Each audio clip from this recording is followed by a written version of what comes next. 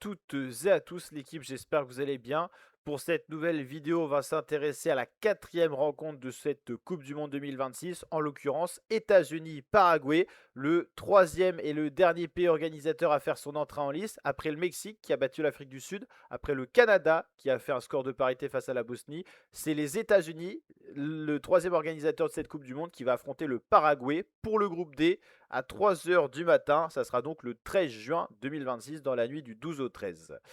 Donc États-Unis-Paraguay, le groupe D. On va regarder les codes sur un site de paris en ligne. On va regarder également les derniers résultats de ces deux équipes, les compositions probables. Et on vous fera un petit pronostic personnel pour cette rencontre-là. États-Unis, cote à 2,10, favori car ils sont à domicile. Je pense que c'est là que la différence se fait. Paraguay, cote à 4. Ce ne sont pas deux grandes nations du football. Le Paraguay retrouve la Coupe du Monde après plus de 16 ans d'absence. Et les États-Unis, qui étaient déjà présents à la dernière Coupe du Monde en 2022 au Qatar, c'était en hiver, je vous rappelle. Les États-Unis se sont préparés face à de grosses équipes. Ils se sont inclinés d'ailleurs face à la Nationalmannschaft 2-1 en faveur des Allemands. Donc défaite des États-Unis en préparatif. Ils ne sont pas passés par les barrages, il faut le souligner, car ils étaient qualifiés d'office. Ils s'étaient imposés par contre 3-2 face au Sénégal. Les Sénégalais, les Lions de la Teranga, qui affronteront les Français. Ça sera d'ailleurs l'ouverture de ce groupe de la France, France-Sénégal. Donc les États-Unis qui avaient réussi à battre le Sénégal, ça c'était un bon résultat. Par contre, défaite face au Portugal 2-0 et défaite face à la Belgique, lourde défaite 5-2. Donc les États-Unis, vous l'avez compris, qui n'arrivent pas avec le plein de confiance. 4 matchs, 3 défaites, 1 nul sur les 4 dernières rencontres. C'est quand même difficile à avaler la pilule.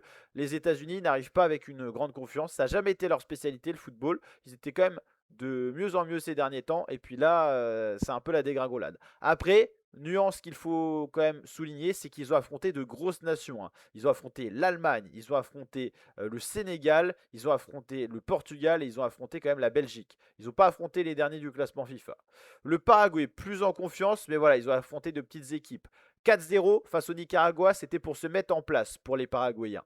Ensuite, il y avait une défaite 2-1 face au Maroc. C'était une belle équipe, le Maroc. Ils ont affronté 1-0 victoire face à la Grèce. Ils ont affronté une équipe européenne qu'ils ont battue, qui est d'ailleurs pas la Coupe du Monde. Ils ont perdu face à l'équipe africaine et ils ont battu une petite équipe, le Nicaragua.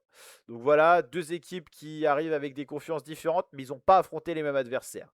Mon petit pronostic personnel, d'ailleurs n'hésitez pas à mettre le vote en commentaire. Je pronostiquerai une victoire surprise, 2 pour le Paraguay, 1 pour les États-Unis, donc 2-1 en faveur du Paraguay. Je vois bien les Paraguayens créer la surprise cette nuit et aller chercher la victoire sur ce match-là, qui est l'ouverture du groupe D. Ça sera un match, je pense, à suivre uniquement sur Beansport. On a d'ailleurs on a mis en favori les diffusions, je crois, si je dis pas de bêtises. Donc pour vous dire, États-Unis, Paraguay, groupe D, c'est intégral Beansport. Donc Beansport diffusera les 104 rencontres et M6 en diffusera une cinquantaine, donc pas toutes. Et la nuit, souvent, c'est du Beansport.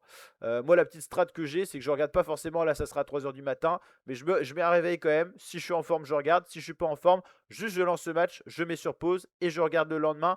Et j'essaie de pas regarder trop mon tel pour pas être spoilé. Et puis comme ça, le lendemain, je mets en décalé et le match est là. Parce que je sais pas, ça n'a pas trop marché les résumés sur YouTube. J'ai vu des résumés de Beansport d'une minute, mais ça vaut pas le coup d'avoir une minute condensée de plus d'1 h 30 de match.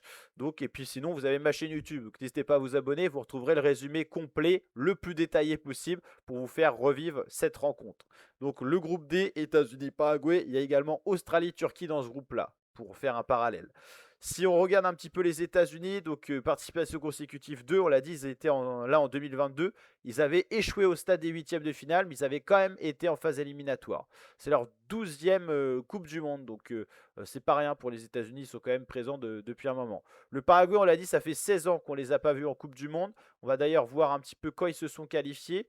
Il y a un moment déjà, parce que je les vois, plus vous êtes vers le haut, plus ça fait longtemps que vous êtes qualifiés. Paraguay, donc première participation constitutive, dans le sens où ils n'avaient pas été là depuis 2010, donc la Coupe du Monde en Afrique du Sud. Ils avaient quand même été en quart de finale en 2010, hein. C'est leur meilleur résultat d'ailleurs en Coupe du Monde. Ils ont fait 9 Coupes du Monde.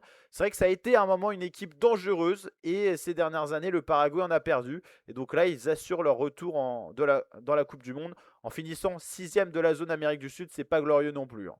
C'est pas forcément un très grand résultat.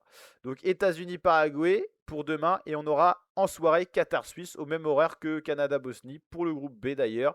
Et ensuite dimanche ça va enchaîner avec 5 matchs, là ça va être assez fou, avec le choc Brésil-Maroc, un petit match Haïti-Écosse, Australie-Turquie, Allemagne-Curacao pour voir l'entrée en liste de la Mannschaft qui fait partie des favoris pour la Coupe du Monde. Et Pays-Bas-Japon pour voir ce que peut donner le Pays-Bas face aux Japonais qui sont de vrais guerriers sur le terrain et qui ont toujours la niaque. Donc hâte de voir en tout cas États-Unis-Paraguay parce que c'est pas forcément une grande affiche, mais c'est un match où on peut avoir une surprise et on sait que le Paraguay est rarement en Coupe du Monde, mais quand ils y sont, ils font pas les choses à moitié. Donc pourquoi pas une des surprises de cette Coupe du Monde. D'ailleurs, voilà, on aura les 16e de finale, donc c'est une Coupe du Monde un peu à rallonge, 48 équipes, format inédit et apparition des 16e de finale. Et on a déjà des règles qui ont changé, pas mal, hein. Par exemple, apparition donc des 16e et de la qualification des 8 meilleurs 3e. Vous avez 10 secondes pour relancer la balle quand vous êtes gardien, sinon c'est corner à l'équipe adverse. Il y a la cooling break, la pause fraîcheur, 1 minute en première période, 1 minute en seconde période. Donc il y a quand même pas mal de nouveautés.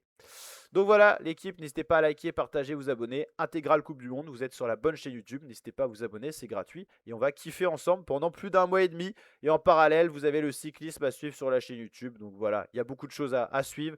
Vous retrouvez tout ça dans l'onglet Accueil, vidéo, playlist. Je vous invite à aller voir tout ça. Et je vais vous mettre un petit sondage d'ailleurs sur la Coupe du Monde pour rester dans le thème. Ciao l'équipe, portez-vous bien. Ciao, ciao.